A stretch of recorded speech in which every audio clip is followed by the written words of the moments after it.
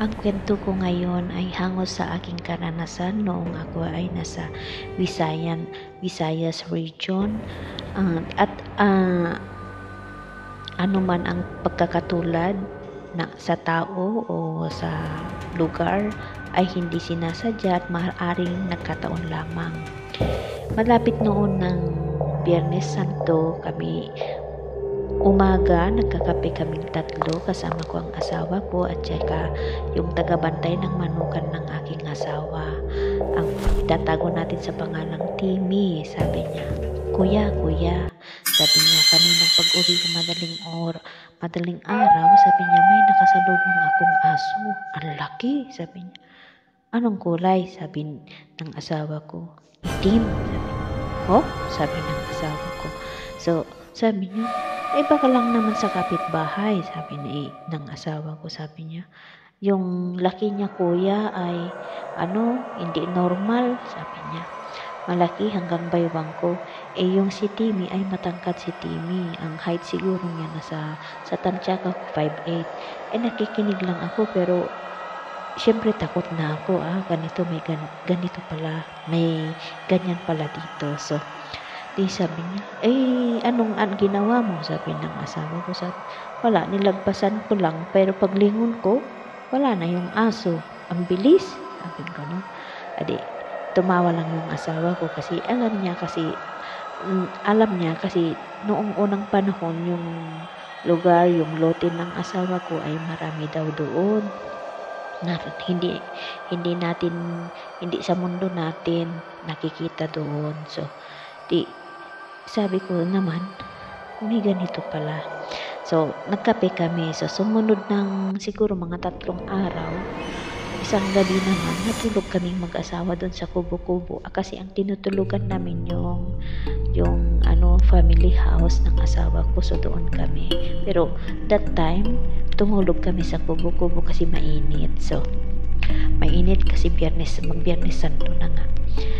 Sabi ko, pagkahiga ko, hindi yata ako makatulog dito kasi bahing ako ng bahing na hindi ko alam na parang yung ilong ko. Tapos parang may amoy na hindi ko ma-explain yung amoy. Sabi ko, hindi ka yata naglinis dito. Sabi niya, naglinis ako kanina.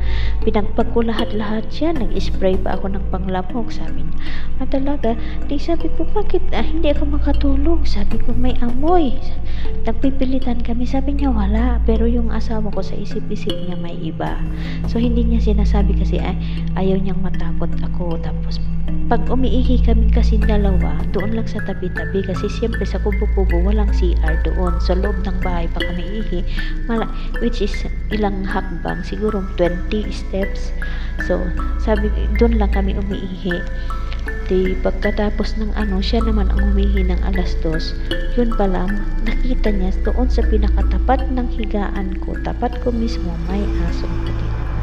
So, yung asong puti, tapos kakaiba din yung kulay niya kasi maliwanag ba yung aso, nandun sa tapat ko.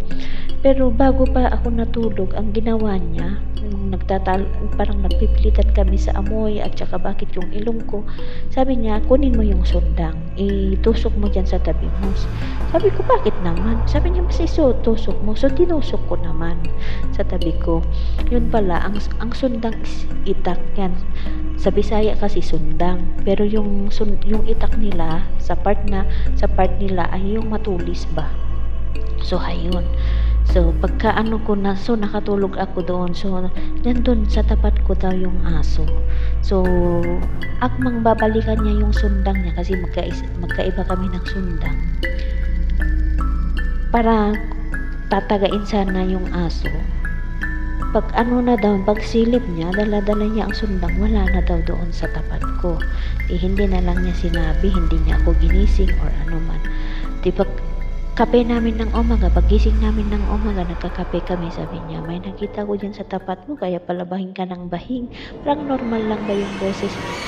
Papalabahing ng bahing kasi may aso doon sa, sa silong mo. Sabi ko, ba't di mo sinabi? Pero natakot na ako kasi, syempre, bakit madaling araw may aso doon sa tapat ko? Ang aso namin, may 3 kaming aso, may mga tali, may iba-ibang maluwag yung lugar, yung lote ng asawa ko. iba-iba sila ng pwesto. So, tapos sabi ko, bakit hindi mo ko ginising? Sabi niya, gigisingin kita, makatulog ka pa. Pero natawa lang siya kasi ayaw niyang matakot ako. So, yun ang naisip ko. Sabi ko, sa panahon pala ngayon, kahit Gen X na tayo, lahat may cellphone, lahat is high-tech, may computer, may internet, meron pa rin pala ganun na mga pangyayari na parang nasa unang panahon tayo na nagpapakita talaga. Ayaw mo man maniwala ka, kaso lang nakikita mo sa mismong mga mata mo na mayroong ganun nagpaparamdam or may nakakita kang kakaiba, like yung pusa na abnormal nung laki, nasaan nang gagaling, tapos paglingon mo wala na siya. So may pangyayaring ganun. So 2 beses na ganun, napanay tulog ako. Yung una kasi ay hinabol naman nilang mag-ama yung pusa kasi lumulundo yung bubungan. So ang paniniwala namin ay aswang yun kasi nga may mga instance na nangyari na habang andun ako. Hanggang sa muli at salamat po sa panonood. Thank you so much po.